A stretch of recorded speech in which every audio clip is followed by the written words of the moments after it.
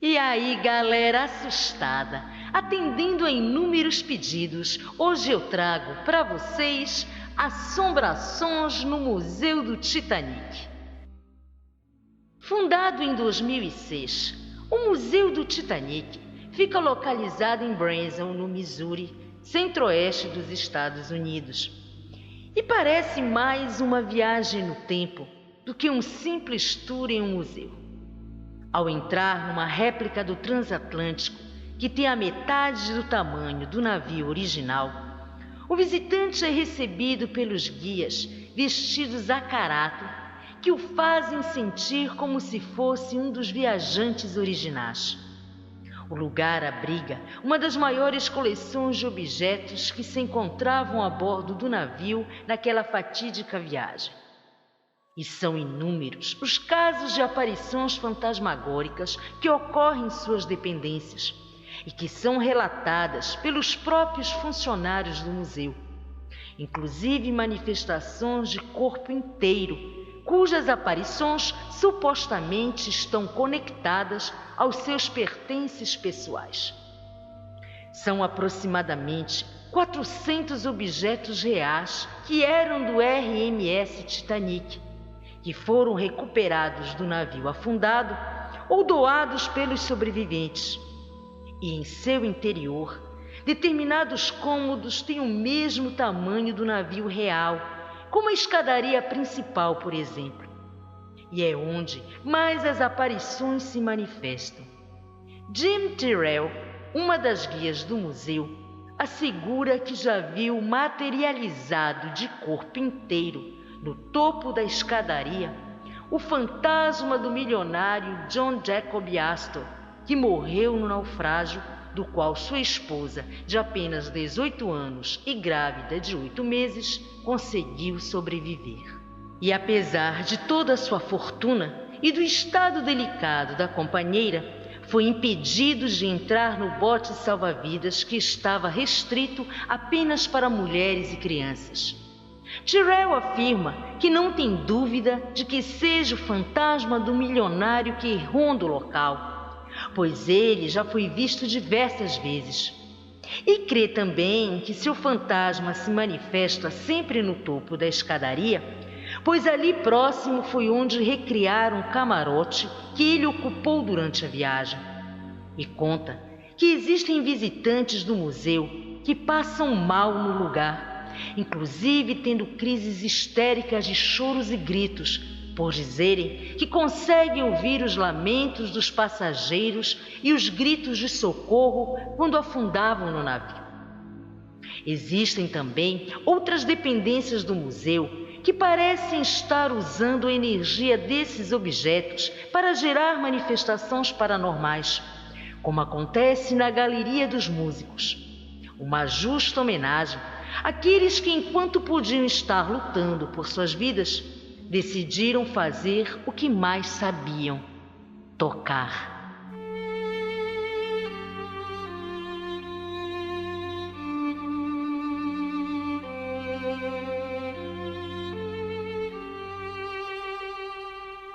Alexia Shadley, funcionária do museu, conta que na sala que relembra a história dos 8 músicos do Titanic, muitas pessoas apresentam um comportamento inquietante. É como se os olhos de cada um daqueles jovens que tiveram seus sonhos encerrados tão cedo observassem quem entra no local. E revela que é comum avistarem um menino dentro dessa sala. Inclusive, ela própria já pôde vê-lo. Das 133 crianças que se encontravam a bordo do Titanic, metade pereceu nas geladas águas do Atlântico Norte. Seria o fantasma de uma dessas crianças que estaria gerando quedas bruscas de temperatura na Galeria dos Músicos? lembrando que geralmente durante a manifestação de espíritos são registradas quedas de temperatura. Mas além desse lugar, existe outro em que ocorrem muitas atividades ligadas a espíritos de crianças, que é a sala de comando, réplica de onde o capitão Smith pilotava o navio. Alexias conta que todas as noites, antes do museu fechar, os funcionários costumam deixar tudo limpo e em ordem para o dia seguinte. Limpamos os estojos dos objetos, os cristais e os vidros. E ela conta que certa noite havia feito a limpeza em todos os vidros das janelas e se encaminhava em direção ao convés, de onde se vê a cabine de comando, e que, segundo ela, é um dos lugares que mais lhe causa arrepios. Então, ao olhar para a janela, percebeu algo que lhe deixou apavorada. Havia no vidro limpo marcas de dedos de mãos pequenas, provavelmente de criança. Ela diz que tentou limpá-las, mas tinham sido deixadas pelo lado de dentro da janela, onde ela havia acabado de limpar. Estaria alguma ou algumas das crianças que morreram a bordo do Titanic agindo dessa forma para chamar a atenção dos vivos ou por pensar que ainda fazem parte da nossa dimensão? Existe dentro do museu um mural onde estão gravados os nomes de todos os passageiros que se encontravam a bordo do Titanic naquele 15 de abril de 1912. Pessoas ricas, outras nem tanto. Famílias inteiras que, na tentativa de começarem uma nova vida na América, acabaram morrendo. E é justo ao parar em frente a esses nomes que se tem a nítida sensação de que seus olhos de súplica e de incredulidade nos questionam num silencioso porquê. À medida em que se busca uma conexão entre as aparições e os objetos expostos no museu, surge Rod Dolby, guia turístico, que faz alusão a uma das peças mais significativas presentes no museu, uma Bíblia. Ela pertencia ao reverendo Robert Batman, que foi considerado, além de um homem de Deus, um herói, pois ajudou a salvar muitas pessoas da morte no dia do naufrágio, vindo morrer no final de tudo.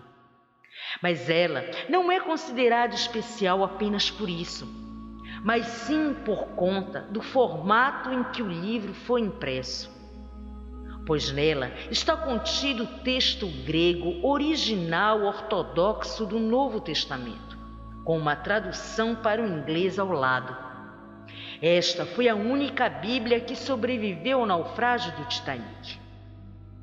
Graças à atitude do reverendo, que a entregou para sua cunhada, que conseguiu embarcar em um dos botes salva-vidas para que ela entregasse a sua esposa, pois ele, consciente de que iria morrer, sabia que aquele gesto iria dar algum alento para a mulher.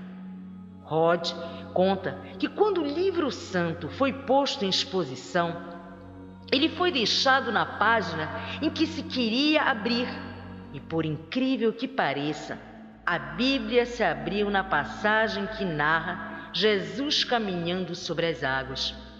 E ele é um dos que acreditam que no museu não é apenas frequentado pelos vivos.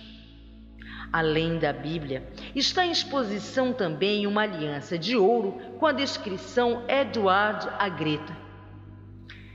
Na sala das crianças, um dos objetos que mais chama a atenção é um colete salva-vidas, retirado de um dos cadáveres resgatado que esteve no oceano por vários dias.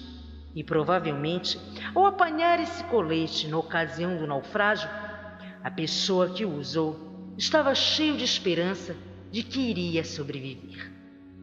Agora, imaginem como esse artefato não está impregnado não apenas com o miasma da morte, mas com toda uma gama de sentimentos vivenciados por esse passageiro por ocasião de seu desencarne.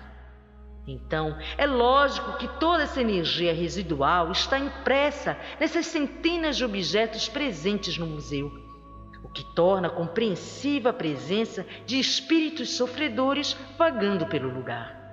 Outra parte impactante é o deck inclinado em 45 graus, quando o relógio marcava 2h18 da madrugada, poucos minutos antes do navio dos sonhos afundar para sempre e levar consigo a vida de centenas de pessoas que, a essa altura, em extremo desespero, já sabiam que a morte era o destino certo. Existe também um termômetro que, além de marcar a temperatura exata da água naquele momento no Atlântico Norte, permite senti-la a menos de 2 graus negativos. Ou seja, além dos objetos, quem vai ao museu também pode experimentar um pouco das situações vividas pelos passageiros. Inúmeros investigadores paranormais têm visitado o lugar e todos são unânimes em afirmar: existem muitos espíritos vagando pelo local, principalmente de crianças, e durante certa investigação, o espírito de uma delas deixou as digitais na janela e disse através da Spirit Box, ou caixa dos espíritos, que funciona através de ruídos brancos, que era uma menina que tinha 6 anos e sentia medo por estar no fundo do oceano. Numa outra situação, foi o espírito de um menino que, através de uma voz incorpórea, chamou pela irmã.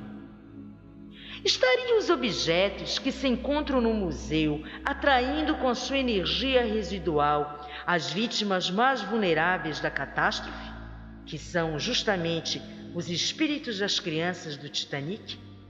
Mas isso não é difícil de compreender. Quando vivas, essas crianças recebiam amor, atenção e proteção de seus pais e parentes. E ao se libertarem de seu corpo físico, sem entender direito o que houve, sentem-se perdidas e desamparadas numa outra dimensão. Por isso, presas no limiar entre o mundo dos vivos e dos mortos, saem numa incansável procura por seus familiares. E é justamente essa inquietude que os deixa agitados e os fazem buscar desesperadamente contato com os vivos, na tentativa de entender o que se passou com elas no dia em que o Titanic levou com ele seus sonhos para o fundo do oceano.